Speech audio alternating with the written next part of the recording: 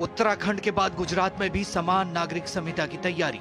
मसौदा तैयार करने के लिए 5 सदस्यीय समिति गठित। समिति की रिपोर्ट के आधार पर सरकार लेगी निर्णय।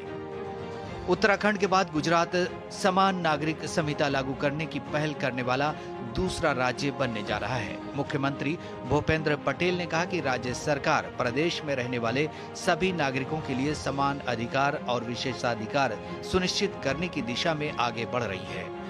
मुख्यमंत्री ने कहा कि भाजपा सरकार जो कहती है वो करती है। एक राष्ट्र एक चुनाव, अनुच्छेद 370, 3 तलाक कानून आदि को लेकर किए गए वादे एक के बाद एक पूरे किए गए हैं। अब समान नागरिक संहिता लागू करने का संकल्प लिया गया है। गुजरात इस संकल्प को पूरा करने के लिए सदैव प्रतिबद्ध है। ये राज्य में रहने वाले सभी नागरिकों के लिए समान अधिकार और विशेषाधिकार सुनिश्चित करने की दिशा में आगे बढ़ाता है। गुजरात में समान नागरिक संहिता की आवश्यकता की जांच करने और कानून का मसौदा तैयार करने के लिए सर्वोच्च न्यायालय की सेवानिवृत्त न्यायाधीश रंजना देसाई की अध्यक्षता में एक 5 सदस्यीय समिति गठित की गई है। रंजना देसाई सर्वोच्च न्यायालय की पूर्व न्यायाधीश हैं। सर्वोच्च न्यायालय में न्यायाधीश रहते हुए कई अहम मामलों में फैसले किए।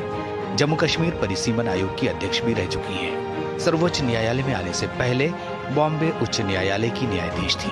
समिति के सदस्यों में वरिष्ठ सेवानिवृत्त IAS अधिकारी CL Meena, advocate RC Kodekar, पूर्व कुलपति दक्षेश ठाकर, सामाजिक कार्यकर्ता गीताबिन शराफ को रखा गया है। समिति 45 दिनों में राज्य सरकार को अपनी रिपोर्ट सौंपेगी, जिसके आधार पर सरकार निर्णय लेगी। उत्तराखंड के बाद गुजरात के साथ ही महाराष्ट्र में भी समान नागरिक संहिता को लेकर हलचल बढ़ गई है।